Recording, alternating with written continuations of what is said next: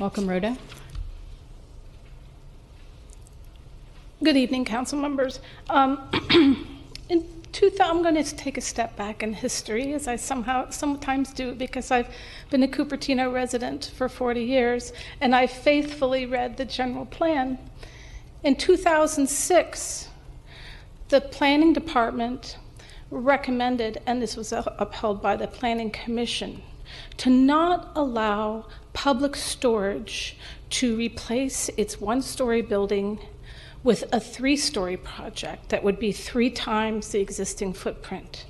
Sometime around 2016, that building was replaced by a 4-story building and having about a fourfold footprint.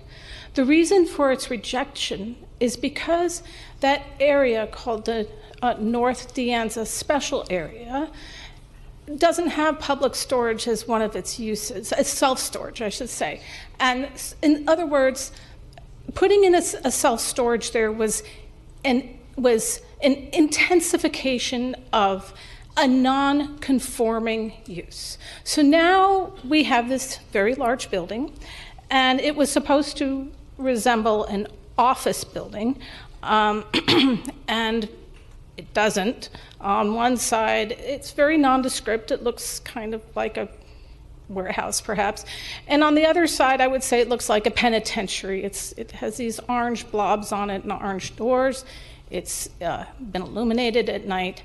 And now, adding insult to injury, there's a plan, which unfortunately you voted for on February 7, to erect a large illuminated sign. So we're not allowed to show plans here. So I kind of came up with a visual here so you can get an idea as to the size. So this would be about 51.4 feet. You might have seen me tape off this building while this evening. The width of this room is about 51 or so feet.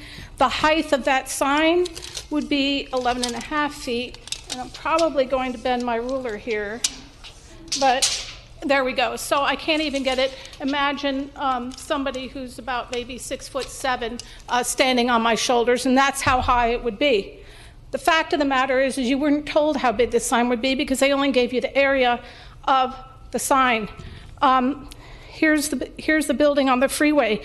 The other thing that you were not told is that it would directly face residents. You have now heard from maybe a dozen or so of these residents, some who are worried about their children because they would be subject to the illumination until 11 o'clock at night. Many of these residents do not have English as their first language. Many of them are renters. Many of them aren't even voters. They don't think they have a voice. So I'm hoping to speak for them. So I'm asking you to please not allow this sign. Thank you. And our final speaker who had...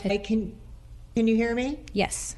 Hi, good evening. My name is Danessa Tekmansky. I'm a 30-year Cupertino resident. I wanted to voice my disappointment with the February 7th council vote to allow the 600 square foot non-conforming bright orange illuminated public storage sign. It's 3 times over our city's 200 square foot limit, and it's on scenic 280. I think that the measurements given were just of the letters, not the whole sign. The letters are 200 square feet. I think the whole sign is 600 square feet, if I understand correctly. I know the mayor said the council's hands were tied in this approval, and I'm not quite sure why that would be. Was council made aware of the actual size of the sign, or that they didn't even have to vote for one of the 2 sign options, or that the self-storage building was rejected the first time around for non-compliance with our general plan, and then later approved with the understanding that both the building and signage needed to be compatible with the aesthetic character of the surrounding area, and it should be designed to protect residents from light and visually intrusive effects. That was the agreement. Now they've come back with this huge sign down the road. There's no other signage like this along our city's frontage of 280. I know the Cupertino Hotel has signage, but it's a lot smaller, it's dimmer, It's separated by an island with trees, an on-ramp, a freeway overpass from the south, and additional roads and trees next to the hotel. So, it's pretty tasteful and not visible to the neighbors at all.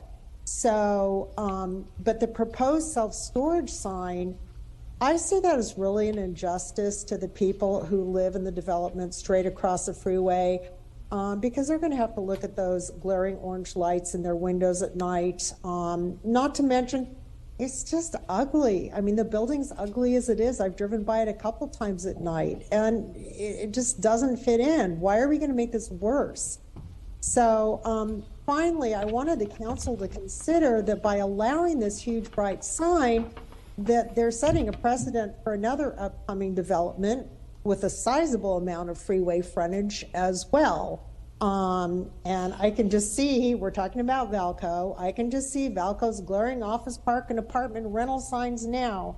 So please don't allow the self-storage sign. It's really out of character. Council, I would like to request you to please reconsider the approval of the signage for I-280.